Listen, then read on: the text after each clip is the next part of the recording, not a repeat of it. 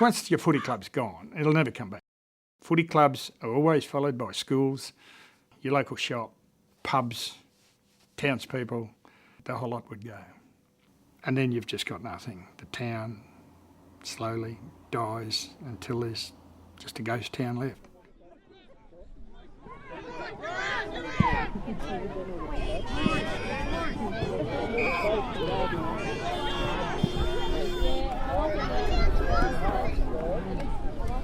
Can't imagine playing for any other club except for Walpeup Underbool. It's the heart of our area and it's what keeps the whole town going.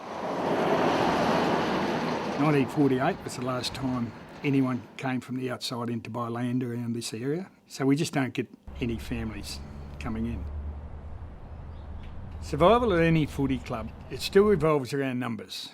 And a place like this, given our diminishing population, we're really struggling to get numbers. They shut our railway line down, which was our biggest way of raising money. We were contracted to cart the wheat from the bunker back into the silo so that they loaded onto the train. For a lot of years, that's provided a really excellent source of income for the footy club. They've taken that away from us now, and we've got to find other means, and that's. I don't know how that's going to happen in the future. That'll be a worry. So. We looked in the future, we could probably only see 1 or 2 years before we were going to have to start to hang the boots up with our footy club. We threw a few wild sort of ideas around, I guess, but there was nothing that, really struck us as being very workable. And it's very difficult to drag too much money out of 300 people. And that 300 people includes husbands, wives and kids, of course. And that was when we decided we'd ask for donations from the farmers. We put up a sign in the papers looking for donations for grain at the silo. We pretty much waited with bated breath to see when the donations would start coming in. We had a delivery card at the silos, and all you had to do was come in and say, look, this one's for the football club. We really weren't sure what sort of a response we'd get. And of course, without a lot of prompting, not too many contributed, and it didn't really seem to work.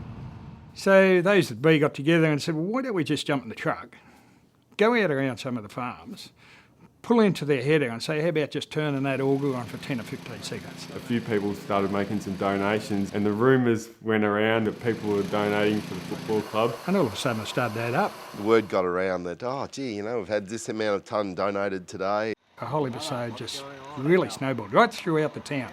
People were so generous, though. It was just not 1 or 2 tonne here or there. The generosity was amazing. When everyone asked, well, why did you give it so much? And they said, well, we need a footy club. Town needs a footy club. Need one back. Jimmy! Yeah! Need number back. As soon as you pull up at the gate, the social interaction starts, because you always got a bit of banter when you pay your money or get hustled into buying a few raffle tickets, and that puts a smile on your face. There's nothing else that draws people like footy does. It's the one thing in our community that unites everybody. Whether they like footy or not, they'll go to the footy because they know that they're going to catch up with friends there. People come for different reasons. The football's taking place, but I think that it's even more than that, it's bigger than that. Because I'm sure that a lot of people have become more socially isolated, and this is where they will come out to and catch up with people.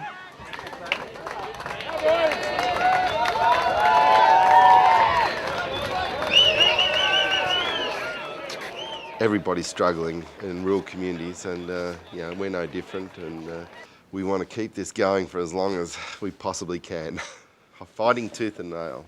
I think if there wasn't the inevitability, we probably wouldn't have got such a big contribution of that wheat when we went out and chased it. Because I think because everyone can see that it is going to wind up one day, they want to keep it going for as long as we can. And if we don't, it could happen tomorrow. Oh well, after this season anyway.